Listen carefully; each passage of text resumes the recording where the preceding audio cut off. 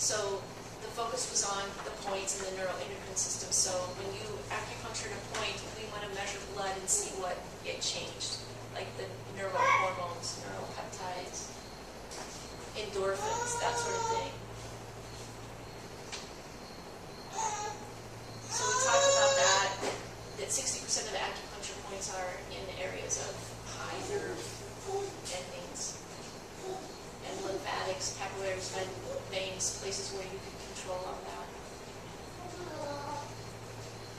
So it conducts electromagnetic signals, it activates the opioid system, it changes the brain chemistry, sensation, and involuntary body functions.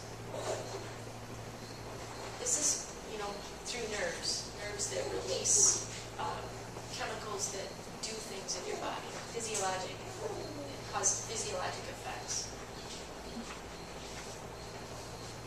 This horse was getting acupuncture for a hunter's bump, a subluxation in the vertebra up here that acupuncture or that chiropractic is not going to change anymore because there's too much scar tissue and it had gone on so long that it's not going to change. So, and acupuncture is not going to change that either. We're just doing it for pain relief.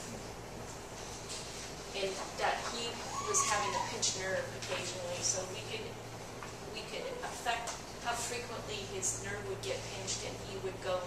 When you lunged him clockwise, and he has to put more pressure on his inside back leg, right back leg, he would get nerve impingement, entrapment, and then he would actually miss a stride with that back leg. So he would drag his foot until the next stride he could get that leg underneath him.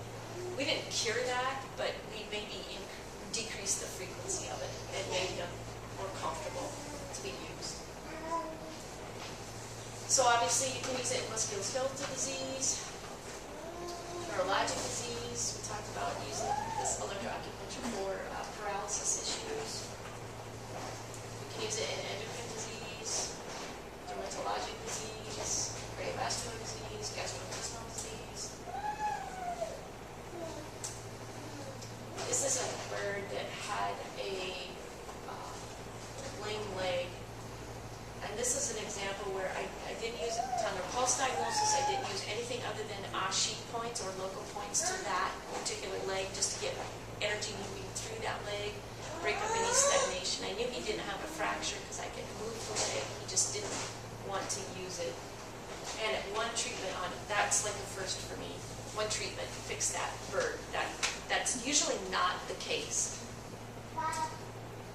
So when do you use it? Use it as soon as possible where things become chronic and you start getting scar tissue and permanent fixation of joints and adhesions, those sorts of things that require a lot more work to deal with.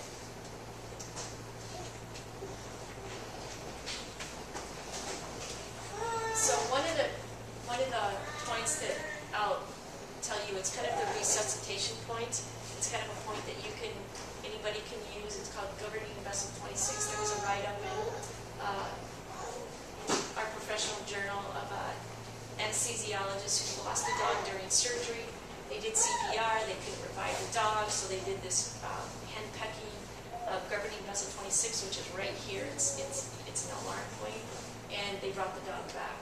I have tried this on numerous occasions in animals that have died suddenly and haven't had any luck, but it's always worth trying.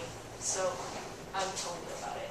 You never know. You can use it in people too. If you come across a car accident, somebody's unresponsive, start doing governing vessel 26, you're not going to hurt anything. So emergency situations, shock, heat stroke, anything where the animal's not responsive. So it's perpendicular insertion, 0.5 centimeter to 1 centimeter, and I just figure that 1 centimeter is about the length of my first, well, it's probably more like the length of my fingernail. So, and use anything sharp. You can use a pen, an ink pen, you can use a safety pen, anything you've got, hypodermic needle. And there it is on a horse. And you can imagine, that's a really sensitive spot. You're not going to do this on an animal that's responsive. You're going to do it on an animal that's not responsive. So on a dog, come here, Tonka. I promise I won't look at you, but we'll show you what it is, because I thought I had a picture of it. Come here. Look at me. So on a dog, it's just at the bottom of the holes of the nose, right on the midline. Got that? So if you, right there.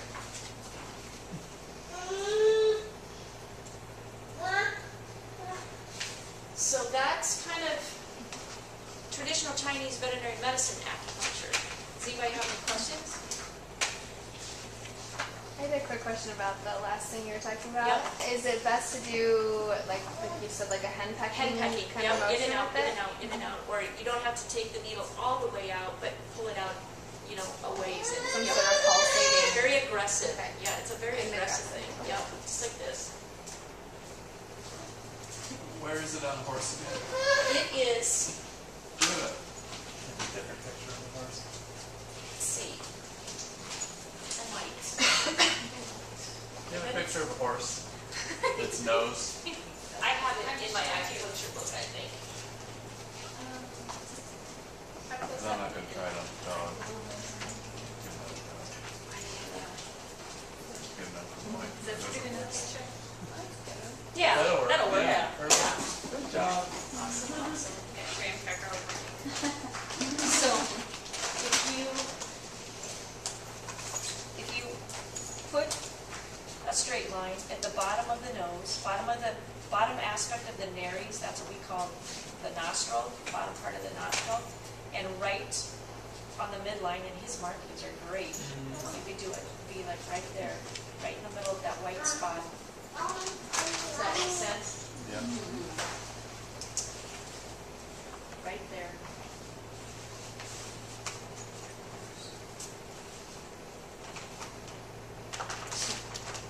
Right there.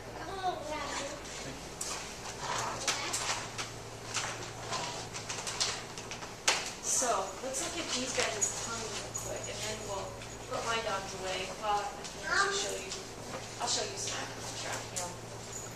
Come here, Bubba. Good boy. Can you sit? Sit. Sit. Good. Hey. Ooh, look at one there.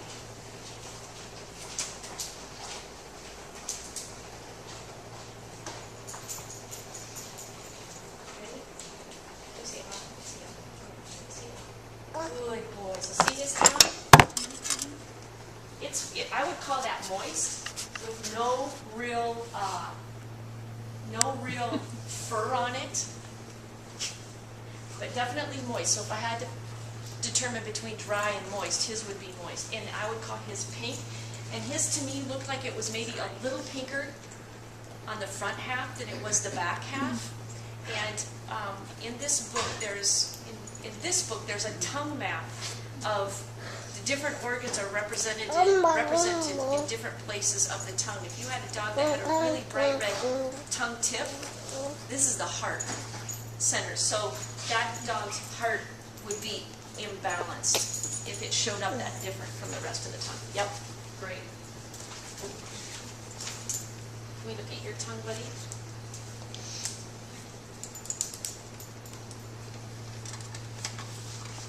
Good man. I don't think so, mister. Come over here. Come over here. I'll show you my tongue. Yeah. Come over here. Tonka. Good boy. Come on. Lay down. Good boy. Lay down. Lay down. Lay down. Let me see your tongue. You say ah. Say ah. Good boy. Good boy. So they're pretty similar. I might call his just a little bit more lavender than Tonka's tongue. This is Mojo. And so maybe a little bit more of a cold issue. He's older, so he's a little bit more deficient than him, but pretty normal, really. So let's put these guys